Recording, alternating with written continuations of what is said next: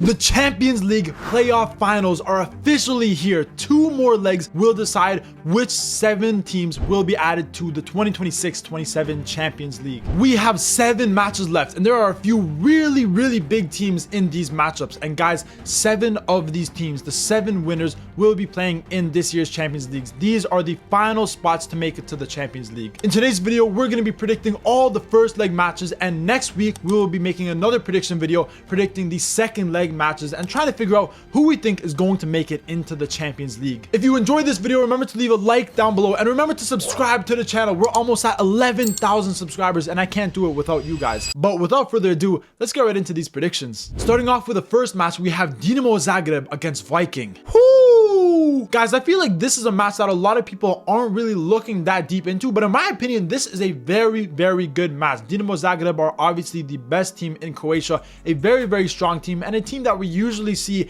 at the top European competitions. But Viking are a newly emerging team from Norway, guys, and they won the Norwegian Eliteserien last season, which a lot of people did not expect. Just to give you guys a little bit more context on how good of a team Viking actually are, if you guys know Bodo Glimt, they've been one of the most surprising teams in European competitions recently, and last season we saw how good they were in the Champions League, guys. They beat Inter Milan, they beat Man City, they beat some of the best teams in the world. Viking won the Eliteserien last season against Bodo Glimt. This season, in their last game, Viking beat Bodo Glimt 5-0, okay? Don't sleep on Viking. But guys, against Dinamo Zagreb, it's going to be very tough. Now, Dinamo Zagreb are a team that won the Croatian League 8 out of the last 10 seasons. So they're clearly the dominant team in that league. And you look at them in previous matches, in previous Champions League qualification matches, they've been very good, especially at home. You look at recent fixtures, when they're playing away, they're very close games, especially that 1-1 draw against Lyon.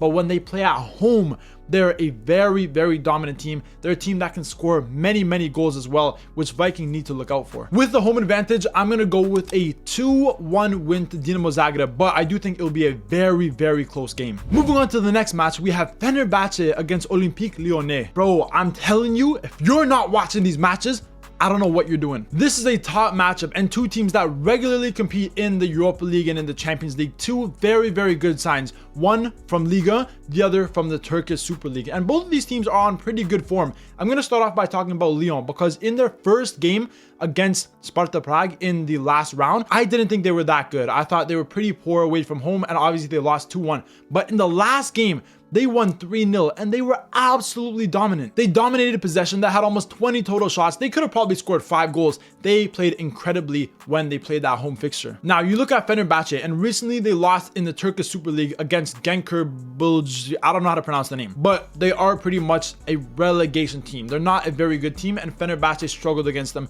showing sometimes how they don't perform away from home.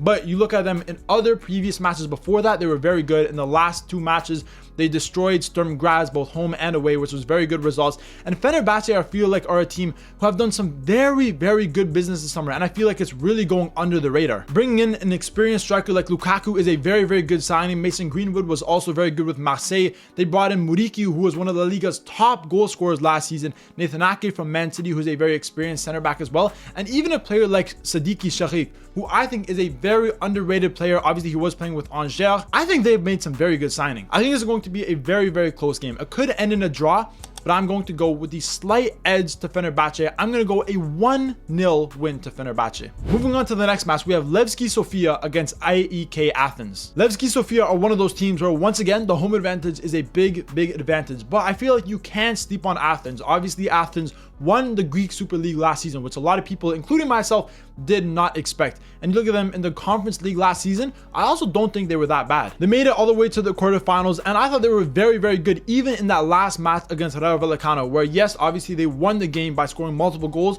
but on aggregate they did lose. But I feel like Athens are a very good team. Will they win the Greek Super League this season? In my opinion, I'd probably go with Olympiacos, but I still think they are a strong team, and this will be a very tough game for Levski Sofia. I feel like Levski Sofia are almost the underdog in this game. I feel like a lot of people maybe didn't expect them to make it here, but they do have the home advantage, and I think that counts for a lot. So I do think they will be able to get a draw from this game. I'm going to go with a 2-2 result. Moving on to the Wednesday fixtures, the first game we got is Celtic against LASK. LASK obviously winning the Austrian League last season, while Celtic won the Scottish Premiership, which a lot of people, including myself, didn't expect to happen. Hearts, I thought, were the better team throughout the season, but towards the end of the season, it's like their legs just couldn't hold on anymore. In that last game against Celtic, Celtic just needed to win, and they got the win. They scored 2 late goals. Sadly for Hearts, they did not win the Scottish Premiership. But I do think when you're talking about Champions League qualification, I would always favor Celtic in a matchup like this. They have the home advantage, which is very, very important.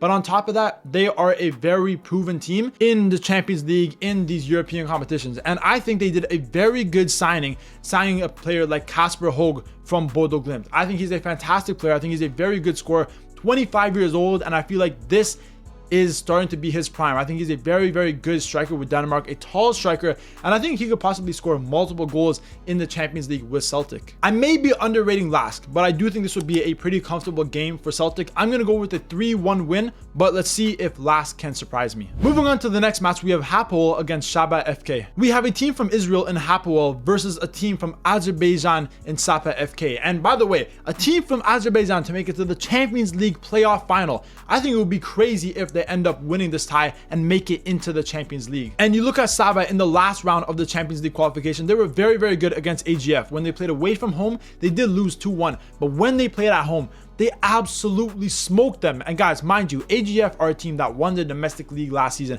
They're a team that's on the rise, so that's a very, very good result for Sabah FK. Now, if you look at Hapoel Beersheva, honestly, they were also very good as well. They were coming up against Red Star Belgrade, who are another team that we often see in the Champions League, and they won both home and away, which is very impressive. But Hapoel Beersheva actually don't have the home advantage in this game because of obviously the conflicts in the Middle East. They are playing this game in Romania, in Bucharest, which is very, very interesting because that kind of eliminates that whole home advantage of this game, giving Sabah FK a very, very big advantage in this tie. And for that reason, I actually don't think we will see a winner in this game. I think it'll be a very low scoring game, but I do think it will end in a draw. So I'm going to go with a 1-1 draw.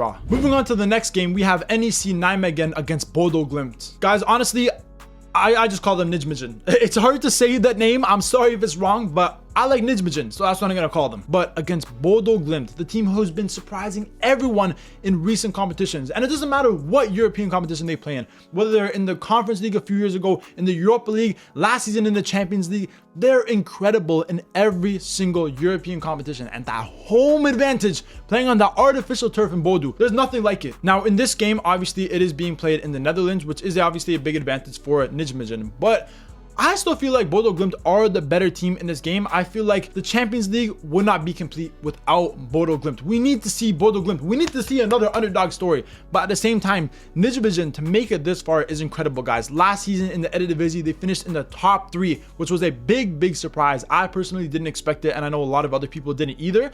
And now, playing in this Champions League, they were very, very good, obviously, in the last games, guys. In recent games, they were coming up against Olympiacos in the qualification, and they did very, very good. Away from home, it ended in a 0-0 draw. But at home, they won 2-1, and it was a very, very good result by them. But if you look at the other team in Bodo Glimt, they were coming up against Union Saint-Gilloise in the last round, which is a very, very tough fixture, by the way. Union Saint-Gilloise, in my opinion, are one of the best teams in Belgium. So very, very tough games for Bodo Glimt. Away from home in Belgium, it ended in a 3-3 draw. But Bodo Glimt at home, they got the job done and they won 3-2. I do think Nijmegen are a decent team, and what they've been doing in recent years is incredible. I don't think anyone has expected them to grow as fast as they are. But with that being said, I just think Bodo Glimt, in terms of scoring goals, they're a very, very strong team. At home especially, but even away, I do think they are a very strong team. For that reason, I have a feeling that Bodo Glimt will win this game. I still think Nijmegen will be able to score, but I'm going to predict a 2-1 win for Bodo Glimt. And finally, the last game we have is Slovan Bratislava against NK Celje. Now, if you guys don't know NK Celje, they do play in the Slovenian league, and last season they finished in 1st place, which is a very, very good result after finishing in 4th place the season before that. And Slovan Bratislava, on the other hand, play in the Slovakian league. Once again, last season they had a very, very good season and they did finish in 1st place. Now, last season Slovan Bratislava did play in the Conference League, but to be honest, they were very, very disappointing and they got knocked out in the league phase, which was pretty disappointing. But I do think they are favorites in this game. Obviously, they have the home advantage and I think they have the experience. I think in terms of their squad as well, they may arguably have a better squad. Honestly, guys, I see this being a low scoring game. I think Slovan Bratislava with the home advantage will be able to win, and I'm going to predict a 1-0 2-0 win to Slovan Bratislava. But that is the end of my Champions League playoff final qualification for the first leg games, where these are the teams that I think will be winning. But obviously next week we will be having the second leg games as well to see who will finally get their chance to play in the Champions League. But if you guys did enjoy this video, remember to leave a like, comment, subscribe, all that good stuff. Leave your predictions down below. Don't forget. And as always, I'll see you guys in the next video.